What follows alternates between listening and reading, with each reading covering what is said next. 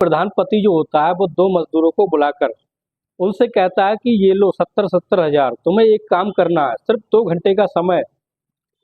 घंटे का समय लगेगा और तुम्हें ये मेरा काम करना है और तुम्हें मैं भरपूर शराब के पैसे भी दूंगा। यानी वो उन दोनों मजदूरों को शराब के पैसे देता है और 1,40,000 भी देता है और उनसे एक ऐसा काम करवाता है जिसके बाद ऐसा खतरनाक काम कर देते हैं जिसको सुनने के बाद आप भी दंग और हैरान हो जाओगे।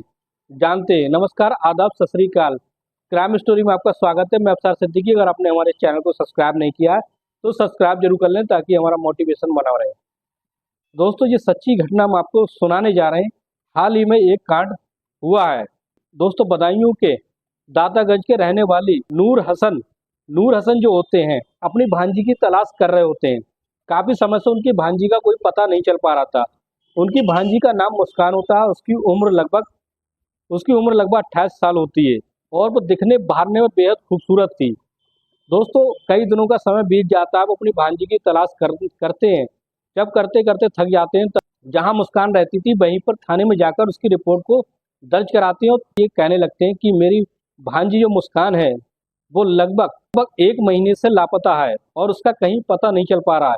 उसका एक बेटा भी है जो उसके बगैर बहुत ज्यादा परेशान है। दोस्तों, पुलिस वाले जो होते हैं उसकी बात को अनसुना कर देते हैं। वो सोचने लगते हैं कि वो लड़की जो है देखने बारने में बेहद खूबसूरत थी। सोचने लगते हैं कि ये लड़की शायद हो सकता है किसी के साथ भाग गई होगी, इसलिए पुलिस वाले जो होते हैं वो उस बात को ध्यान नहीं देते हैं। दोस्तों, फिर धीरे धीरे जैसे समय बीतता जाता है नूर हसन जो होते हैं अपनी भांजी की पूरी तरीके से तलाश करने लगते हैं। उझानी का रहने वाला एक प्रधान पति का नाम रिजवान होता है। रिजवान जो होता है उसको थाने में लाया जाता है। दोस्तों, फिर क्या होता है, वो भी अपनी पत्नी की तलाश में जुट जाता है। यानी वो भी अपनी पत्नी की तलाश के लिए FIR दर्ज कराता है। उसकी 2 पत्नी होती हैं। एक पत्नी का नाम जैनब होता है जो कि उझानी की प्रधान होती है। 30 मार्च 2025 को एक गड्ढा खोदकर एक लाश को निकाला जाता है। फिर उसकी जो जांच की जाती है तो पता चलता है लाश है वो रिजवान की दूसरी पत्नी की है। यानी उसकी 2 बीवियां होती है। एक का नाम जैनब, एक का नाम मुस्कान। तो पूरा शक जो होता है रिजवान पर जाता है और रिजवान पर पुलिस का जब पूरा शक जाता है तो रिजवान को उससे रिमांड में लेती है।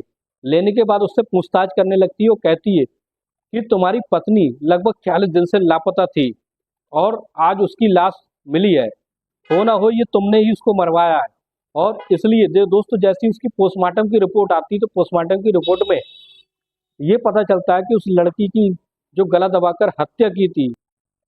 पुलिस जब रिजवान से पूछताछ करने लगती है, जब पुलिस सख्ती से आती है तो रिजवान जो होता है वो टूट जाता है। उझानी का रहने वाला रिजवान ऐसी सच को बताता है जिसको सुनने के बाद भी लोग हैरान और दंग रह जाते हैं कि आखिर एक प्रधान पति अपनी ही दूसरी पत्नी को आखिर कैसे मरवा सकता है। दोस्तों, ये बात है लगभग 2020 की, जब उसकी रिजवान की मुलाकात दोस्तों दातागंज के रहने वाली मुस्कान से होती है। मुस्कान जो होती है दिखने बारने में बेहद खूबसूरत थी और वो एक नाटक कंपनी में काम करती थी और बड़ी बड़ी डांस पार्टियों में जाती थी।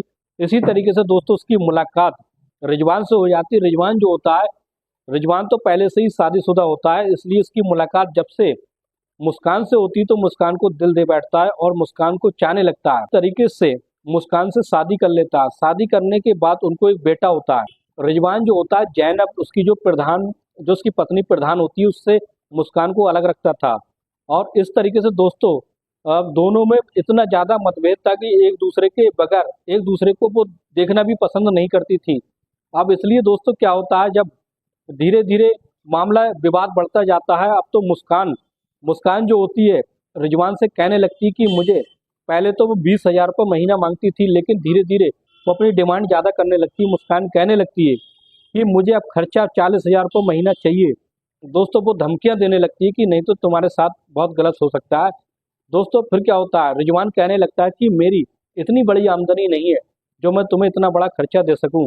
और इसी तरीके से वो 40,000 रुपये कुछ महीनों तक उसे खर्चा देता है, लेकिन जब उससे हार जाता है, हारने के बाद रिजवान जो होता है उसको रास्ते से हटाने का प्लान बना लेता है और ऐसा प्लान बनाता है जिसके बाद वो सोचता है कि किसी को खबर भी नहीं होगी और उसका रास्ते का कांटा साफ हो जाएगा। रिजवान जो होता है एक दिन उसी गांव के रहने वाले राम अवतार और राधे श्याम यानी 2 मजदूरों को बुलाता है। बुलाने के बाद उनसे कहता है कि मैं तुम्हें एक ऐसा काम करना है, तुम्हें मैं 1,40,000 दूंगा, यानी 70,000 दोनों को दूंगा और तुम्हें भरपूर शराब पीने के लिए भी पैसे दूंगा। तो वो दोनों बहुत खुश हो जाते हैं, सोचने लगते हैं कि ऐसा कौन सा काम है जो हमें 2-3 घंटे में 1,40,000 मिल जाएंगे और हमें भरपूर शराब भी मिलेगी। दोस्तों वो मामले को समझा देता है और कहता है कि मैं एक लड़की को लेकर आऊंगा, उसके तुम्हें मारकर उस गड्ढे में दफनाना है। दोस्तों वो एक ऐसा खेत होता है जहाँ पर बरियाना होता था, एक ऐसा बढ़िया होता है। दोस्तों दोस्तों राम अवतार और राधे श्याम पहले से ही उस खेत पे मौजूद होते हैं और उनको भरपूर शराब पिलाता है। फिर क्या होता है दोस्तों, वो उसके पीछे मुस्कान को लेकर जाता है। फिर मुस्कान उससे पूछने लगती कि हम मुझे यहाँ खेत पर क्यों लेकर आए हो। कहने लगता है कोई बात नहीं, मैं तुम्हें यहाँ टहलाने के लिए लाया हूँ। दोस्तों फिर क्या होता है, मुस्कान जो होती है उनकी बातों को सुन लेती, सुनने के बाद वहां से भागने की कोशिश करती है। अब तीनों मुस्कान को दबोच लेते हैं और फिर तीनों ही उसका गला दबाकर उसकी हत्या करते हैं। हत्या करने के बाद उस गड्ढे में, उसी बरिये में उसको दफना देते हैं। लगभग 30 मार्च 2025 को निकाला जाता है तो उसकी डीएनए सैंपल की जांच की जाती है। उसके बेटे से मिलान की जाती है तो पता चलता है कि ये मुस्कान का ही शव है, यानी मुस्कान की ही लाश है। अब सारा कबूलनामा हो जाता होने के बाद रिजवान पर अब मुकदमा दायर हो जाता है। दोस्तों रिजवान जैसे ही जेल से बाहर आया था उसी तरीके से जेल के अंदर पहुंच जाता है।